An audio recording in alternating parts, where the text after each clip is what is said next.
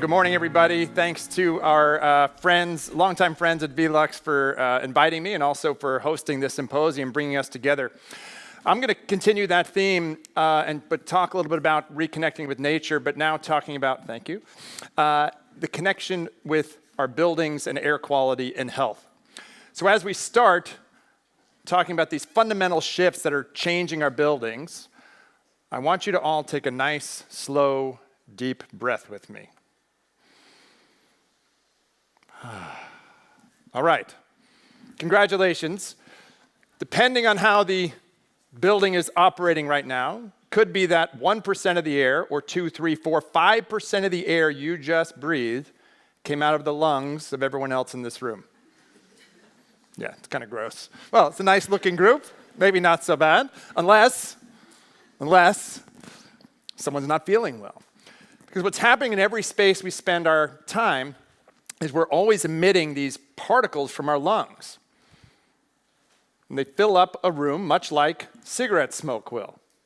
It's invisible. This is happening all the time, and these particles can carry viruses and other germs, and that's largely how, or mostly how, respiratory pathogens are spread in a building. Our understanding of this, we've known this for a long time, but the recognition is only recent, that this is the dominant mode of transmission. And it explains why, for example, during the pandemic, we had places with attack rates where one person could infect 80% of the room. It's easy once you see it. This is a project I worked on with the New York Times to visualize what's happening in all of our spaces. The good news is there are remedies.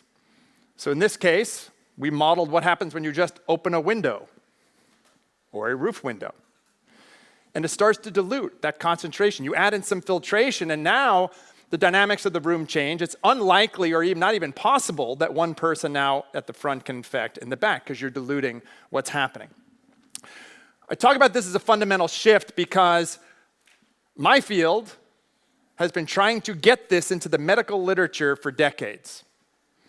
And for the first year of the pandemic, we were shunned again, trying to get the point across that this is the dominant mode of transmission and there are steps we can take. It's important because if you think SARS-CoV-2 or influenza is spread from touching surfaces, well, then you clean elevator buttons all day. If you think it's spread by 2 meters or 6 feet, well, then we put stickers on the ground and tell people where to stand. If you know it's spread like this, then the building matters.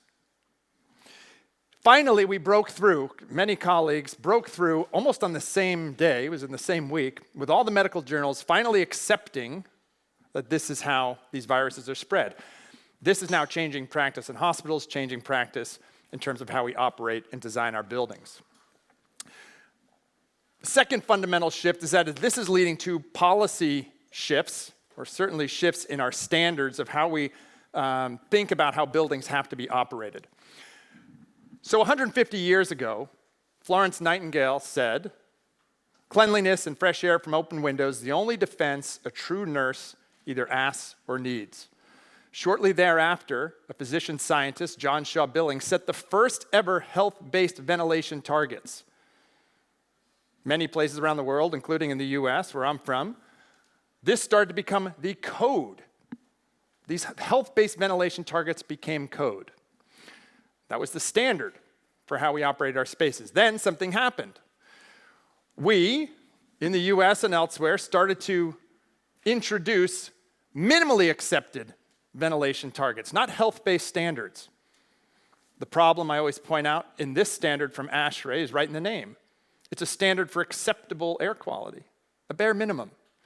So we lost our way. We knew what we were doing 150 years ago to protect ourselves from viruses indoors, and then we started to choke off the air supply in our buildings, much like we choked off our views from nature and decreased the amount of lighting coming in. It was a massive mistake. It is still what's governing a lot of the ventilation in schools, homes, offices, even airplanes. This is starting to change. So I was a commissioner on the Lancet COVID-19 Commission. I chaired their task force on safe schools, safe work, and safe travel. We put forward some guidance on getting back to these health-based ventilation targets, 30 CFM per person or 15 liters per second per person, the amount of air that comes into a space, that's all. Moving from these bare minimums to health-based targets again. I wrote about this in my book, Healthy Buildings, published before, written before the pandemic. You'll see this recommendation, 30 CFM per person. This actually ties back to John Shaw Billings 100 plus years ago. Didn't just invent this number. All of the science showing us that when we increase the ventilation rates, we improve the health of people indoors. Many scientists around the world came together. We've been writing about this, proposing these health-based targets again. And what do you see? Published in Science last year, the year before, this 14 liters per second per person or 30 CFM per person, getting back to these health-based standards. So there's starting to be alignment again, at least from the scientific community, on what the targets should be. And the targets were what we followed a long time ago. I wrote about this in the American Journal of Public Health, talking about how we need to recommit to ventilation, not as just technical minimum bare standards, but ultimately think about this as a public health tool and a public health intervention, as a cornerstone of health. This is starting to change and influence policy and practice. There's alignment on getting back to these health-based targets. The third fundamental shift is that the pandemic ushered in a greater awareness about the role of the building in keeping us healthy. I always share that my neighbor now talks to me about filters and air quality. Nobody's ever talked to me about this outside of meetings like this. But the awareness has changed. So I show this series of articles in the New York Times. Front page, news story, the new war on bad air. They're talking about the new war on bad indoor air. This is front page story in the New York Times. I've been in this field for 20 years. Never thought I'd ever see an article on the front page about indoor air quality. In the US, we have a popular news program, 60 Minutes, viewed by 10 million people a week. They had a whole series on indoor air quality and walking the public through how a building works. Never thought I would see that. This picture was not taken recently. I'm sorry to say.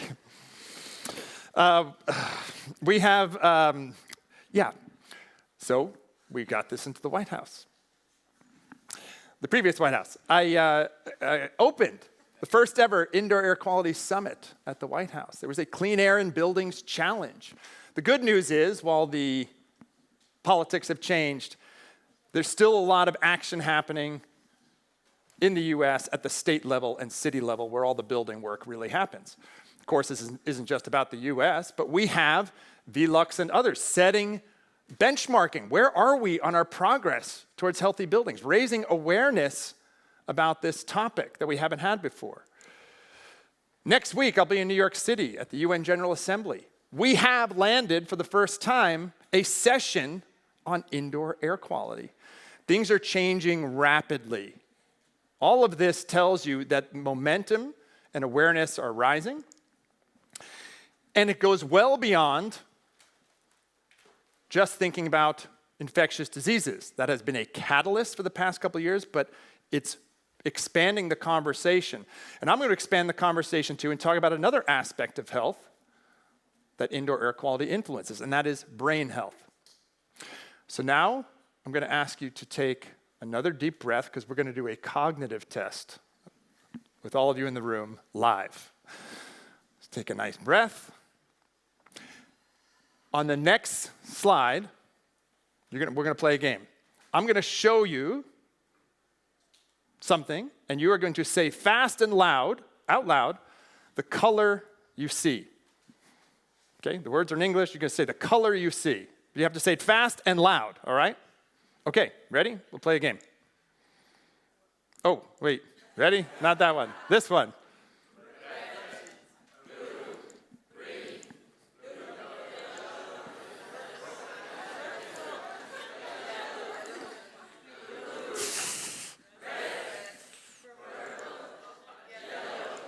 All right, not so good. We'll blame it on the air quality, or you need more coffee or something. All right, so that's a simple test we call the Stroop test, and we're testing your cognitive function performance, a really simple test, thinking about congruent and incongruent stimuli. So when it matches what you're reading fast and processing, you get it right. When it's wrong, well, some of you got it wrong, and others paused, right? You took a second to get your answer right. So we use that in many other tests in our studies to see how do you get the answer right? How long does it take to get the answer right? What's the length of that pause? And it turns out that controlling for other factors, indoor air quality is influencing your cognitive function performance. So the air in here is influencing how well you performed on the test. We see this in terms of airplane pilot performance. How well the air is in the cockpit determines how well they fly the plane during emergencies. We see this in school kids, how good the air quality influences how they perform on reading tests and math tests. So we see this wherever we look. And we know that this aspect of cognitive function is just one way that the air quality is influencing our health. We know that air quality influences neurodegenerative diseases like Alzheimer's and Parkinson's. We know it's associated with mental health, anxiety, depression, even suicide ideation. So all of this, indoor air quality is influencing our lung health, our immune health, our brain health. We could talk forever about heart health, reproductive health. It's having this massive influence. We've completed a series of studies we call the CogFX studies for cognitive function. One recently, we looked at office workers around the world. And sure enough, we find that people in buildings with poor ventilation perform worse on tests of cognitive function. These kind of tests have been done by researchers all over the world, including colleagues right here at DTU, showing that the indoor environment is having this impact on our brain health. We also did a similar study, just published this year, looking at how these factors influence our health at home. So during the pandemic, when people were home, we tested their cognitive function performance in relation to the performance of their space indoors. And we find these associations, again, between thermal health, ventilation, and their overall ability to just perform these cognitive tests, including tests of creativity. So the evidence base has really grown around how the indoor environment impacts our health, and now we're starting to have new tools that allow us to measure this, and it's a measurement shift, but also a power shift, and I'll explain. There is the rise of low-cost indoor air quality sensors. It used to be, if you wanted to measure air quality, cost thousands of dollars, euros, to measure this. Now these devices are relatively inexpensive, and they're starting to show up, and people are starting to measure their environment and report out. On social media, you can see companies getting shamed for their poor indoor air quality, people reporting what's happening in the buildings. This is also changing practice. For 20 years, I have led forensic investigations of sick buildings. And this just happened recently to me, where I walked into a building, people were sick, trying to diagnose what the problem in the building was, and someone came up to me as soon as I walked in and says, "I have the whole building mapped out." I've never seen that. They were using air quality sensors. They told me where the problem areas of the building were. That is a landmark shift coming for building owners, building investors, and companies, where the employees or customers know more about your building than you do. That really struck me. I've been doing this for a long time. I've never seen that. Last, this is just the beginning. Right now, we have low-cost air quality monitors that can measure carbon dioxide as an indicator of ventilation rate, particles, gases. Soon, we will have these devices that measure specific viruses. Can you imagine what will happen when the public has a tool that tells you how much virus is in this room? There's a lot. It's going to be really poorly misinterpreted, but that information is going to be out there very soon. This is a project in the US designed to create these new sensors and get them to market within the next couple of years. This is what's coming. We can also see things we have never seen before. This is the LA fires in Los Angeles. And we think about these kind of events as outdoor air pollution events, but of course, they're also indoor pollution events. And for the first time, we're able to see what's happening indoors. This is from a sensor network of 1,000 plus air quality devices in homes around Los Angeles. My colleague, Dr. Lauren Ferguson's in the room. She's leading some of this analysis, showing what's happened. We can see in real time what's happening during these events indoors. That is a landmark shift. These data have been available for outdoor air pollution. We've never had the ability to measure indoors. That's important because as the business maxim goes, what gets measured gets managed. So far, we've been guessing about indoor air quality, and honestly, a lot of times people have just been explaining away bad buildings as people are just complainers. That's not the case. Now we have data to back that up. The last shift we'll talk about is this shift where we're moving towards action, putting research into practice. I wrote an article in Harvard Business Review talking about how we can have energy-efficient buildings that are both healthy and debunking the myth that it's an either-or proposition. Are healthy buildings and green buildings in conflict? Of course not, but that's not the way they've been seen for a long time. I'll give you some examples. Just yesterday, I spent the day up at VELUX, the LKR Innovation House and Living Places, showing that you can create work environments that are renovated and from repurposed buildings, in this case, a warehouse, to create these beautiful spaces. Similarly, we can have new construction with low carbon, affordable, scalable, and beautiful places. Most importantly, and I'll tie into something my colleague and friend Sergio said yesterday, we need spaces that people comprehend.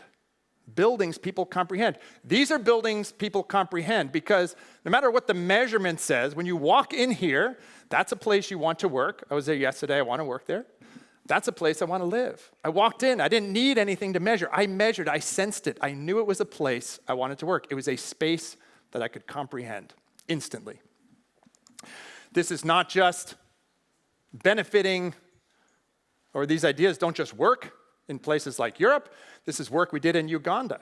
We did a solar lighting intervention with low-cost materials sourced in-country to provide light at night where they didn't have to burn fossil fuels. Then we measured their lung function. The women in these homes saw an improvement in their lung function from this simple, low-cost intervention. So it's happening in Europe, it's happening in Africa, and I'll leave us here what's happening in New York City, where I'm originally from. This is Lord Norman Foster. This is 270 Park Avenue, JP Morgan's new headquarters. People are moving in today. This building is an all-electric tower, sourced with renewable energy, double the minimum ventilation rates, healthier materials, high-grade filtration, absolutely stunning building showing we can and must have both buildings that are healthy and energy efficient, and we can do it. So the last thing I'll say, and I'll share something that Norman and I were talking about just 2 months ago. I was at, we had a public debate on healthy cities. So Norman won. But we were talking about buildings in the context of cities and health. And Norman said, well, the challenges might be different for each city, region, part of the planet, building, but the principles remain the same. And we talked about those principles. I think one of the most important is we have to think about health, but new definitions of health. Health not just as the absence of disease or infirmary, but health as a state of total physical, mental, and social well-being. We have to recognize that buildings play a key role in this. Buildings can make us sick, or buildings can keep us well. We need to force collisions between architects, designers, and my field of public health. So we're designing spaces where people can thrive and we can achieve this. And if we do that right, nothing less than the stake of all of our health is at play. I say it often that what we do with our buildings has the potential to be the greatest public health intervention of this century. It sounds like a wild exaggeration. It's not. All of these problems run through our buildings. That means all of the solutions run through our buildings. And I'll leave you with a famous phrase from my field of public health. We need to keep a public health lens here because when public health works, nothing happens. Thank you.